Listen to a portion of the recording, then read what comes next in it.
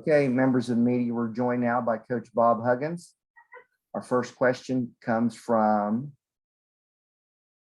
well, Greg Hunter's not on here, so I'm looking for the first question. We'll go to John Antoni. Hey, Coach, give us an update on Oklahoma, what you see from them that's maybe different than the first time you played them. They're not much different, John. I mean, they run what they run. They run really good stuff, and they're very good at it. And they've got a bunch of guys. They put a bunch of guys on the floor that can make shots. Going back to the first game, was that maybe the worst effort your guys gave this year? I know you were really disappointed with the way you played in that game. I can't imagine how it could be any worse than what it was. Yeah. Since then, effort has been okay in your eyes for the most part. You know, I thought at least the last couple. I mean, I thought we played really hard. We're just not. We're not as good defensively as what we've been in the past. We don't have a rim protector like we had before. I mean, we kind of got spoiled with the guys that we had protecting the rim.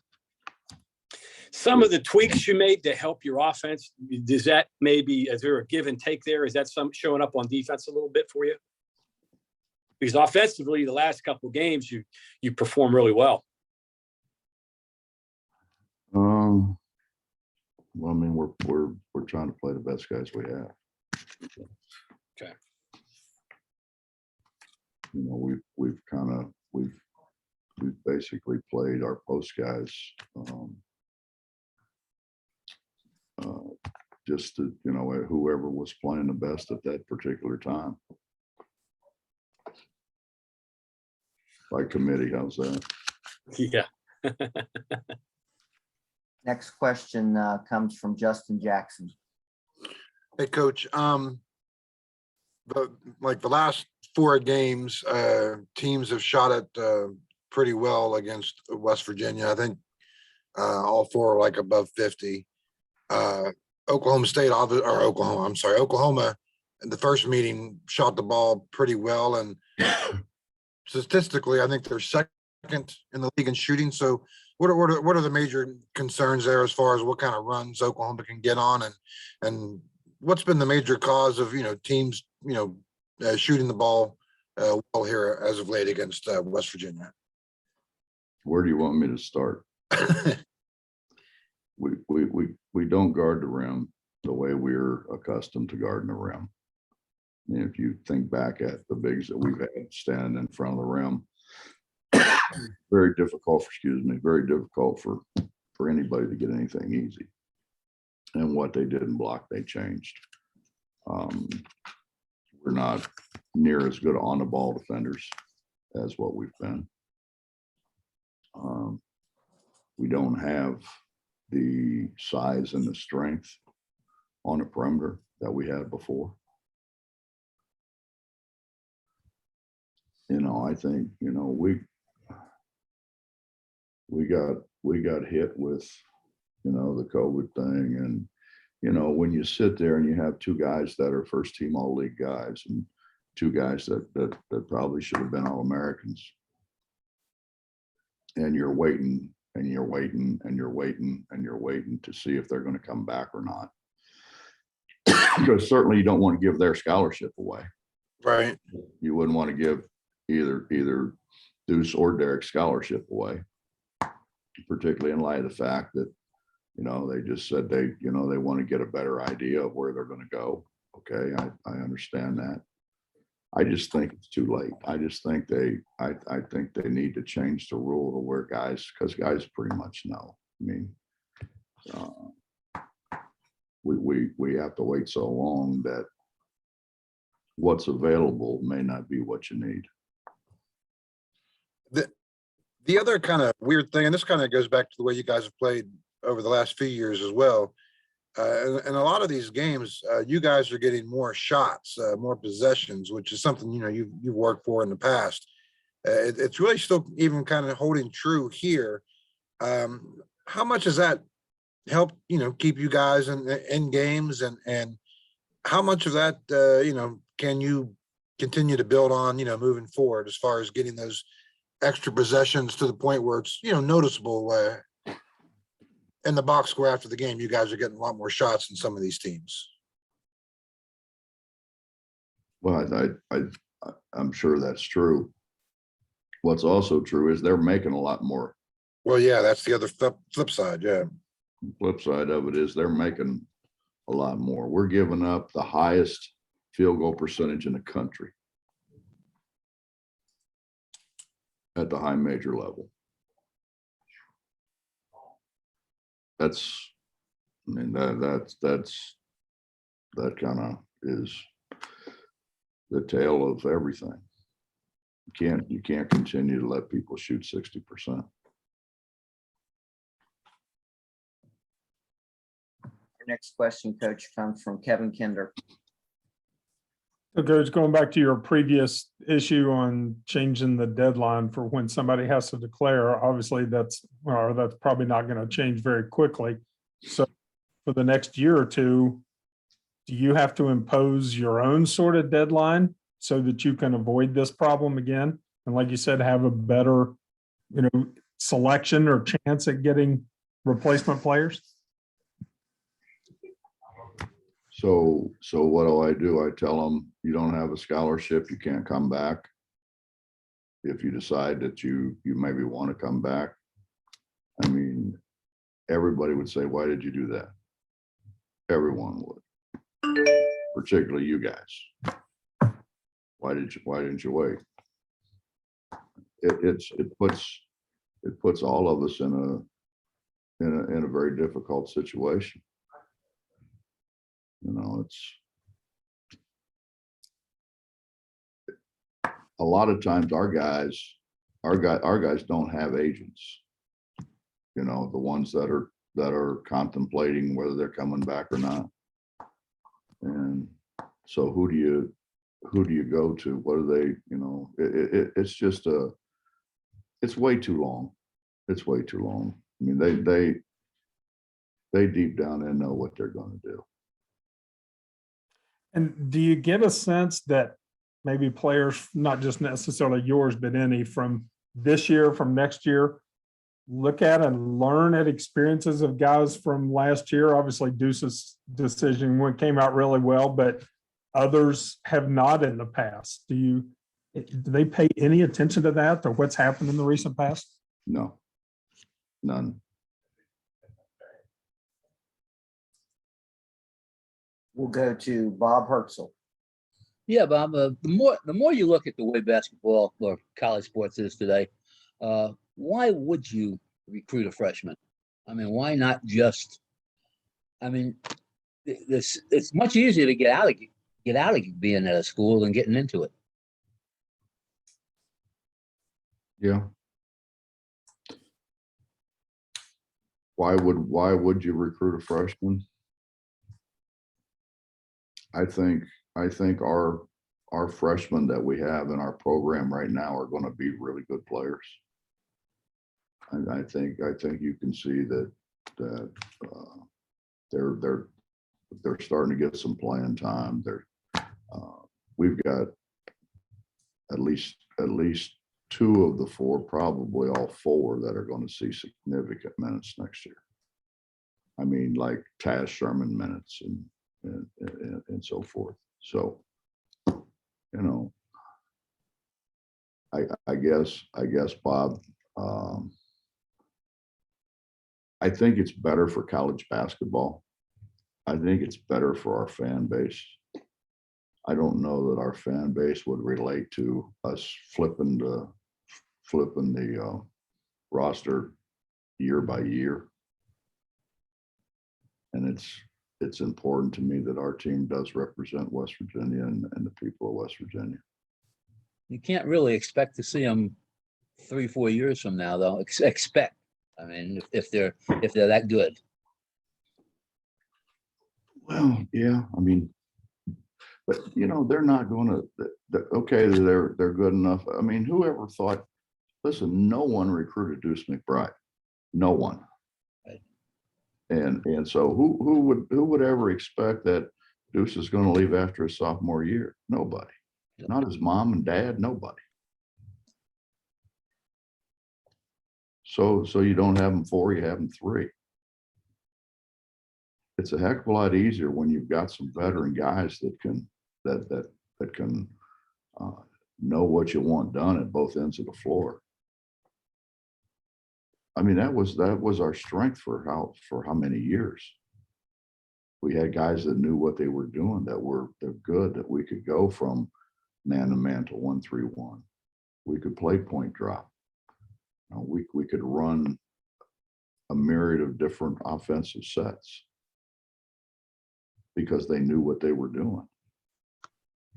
Now we got guys out there now running into each other. You do. Thanks. We'll go back to Justin Jackson. Coach, what have you seen in scouting Groves, the older one, the center, power forward, I guess.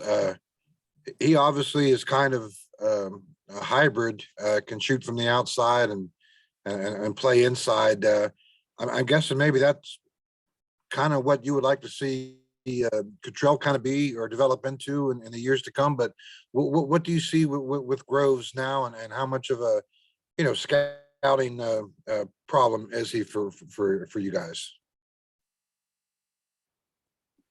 Well, he's a very skilled 6'11" guy. He can shoot it. He can pass it. He can dribble it when need be, and he's got a bunch of versatility in that he can play with his back to the basket, or he can play facing the basket.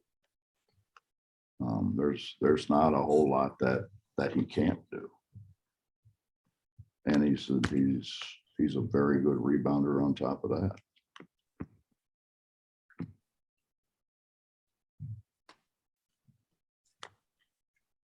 Any additional questions for Coach Huggins? Okay, Coach, we have one here from Greg Carey. Yep. Bob, what's Keddy's status for tomorrow, and how much has his lack of time over these last 2 games kind of hurt you on defense?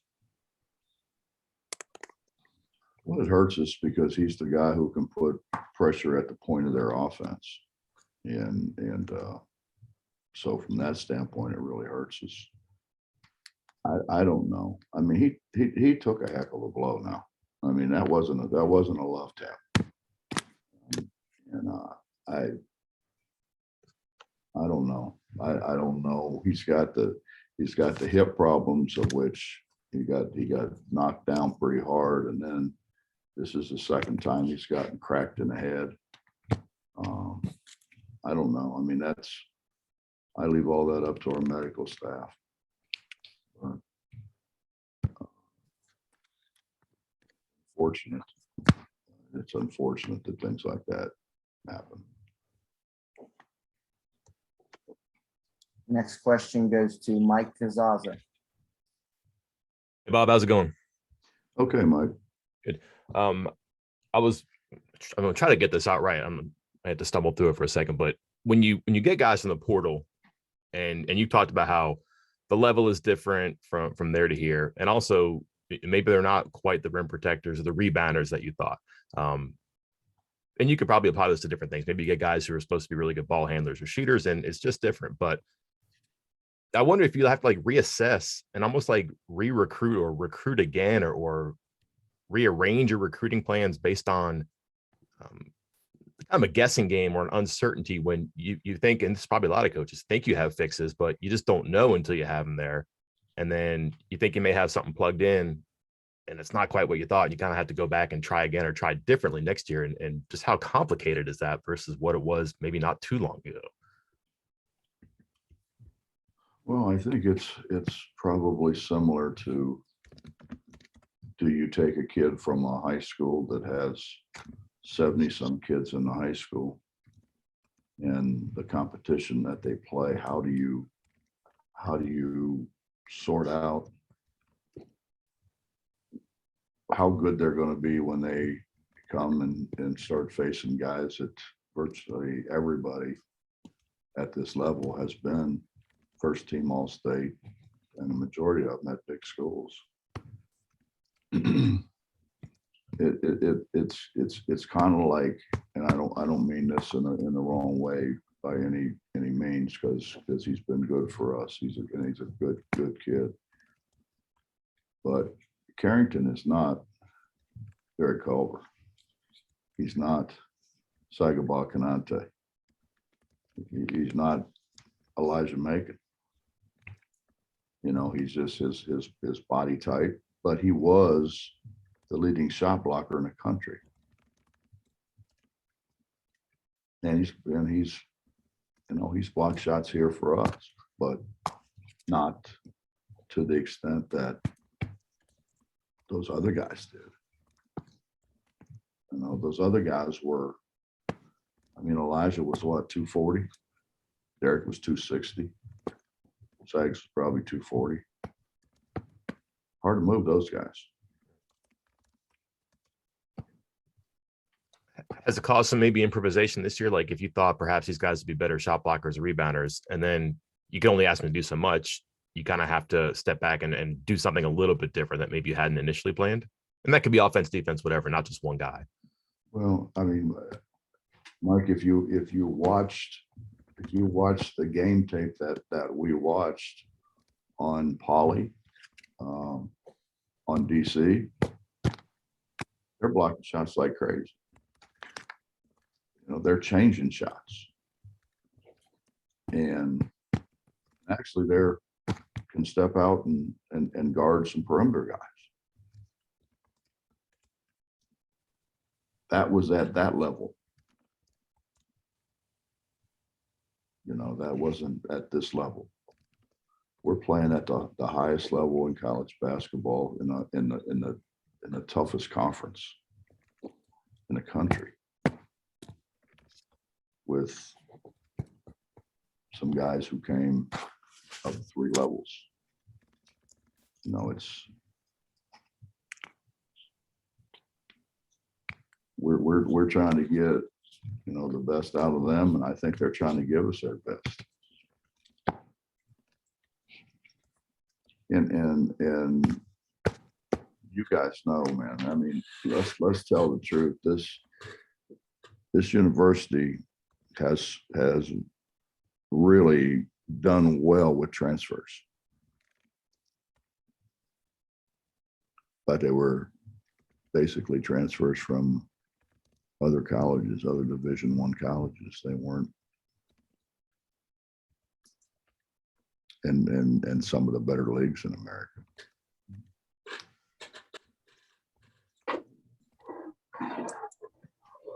We have time for one more question, and it goes to John and Tony.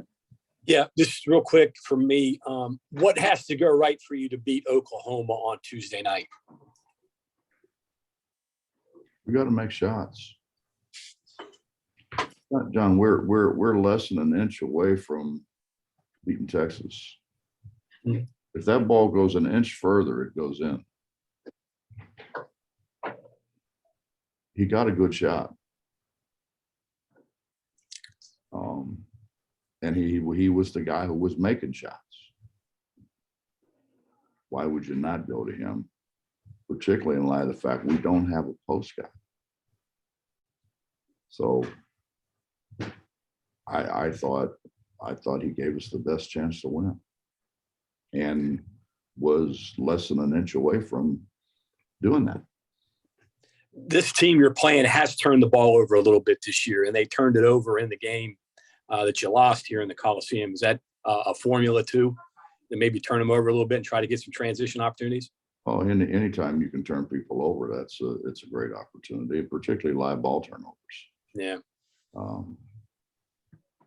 If we can get some live ball turnovers, that certainly would help our cause. Okay. Thank you. Mm-hmm. Okay, Coach, I know you got practice. Safe travels to Oklahoma. We appreciate your time. Thank you, guys. Thank you, Coach. Yep.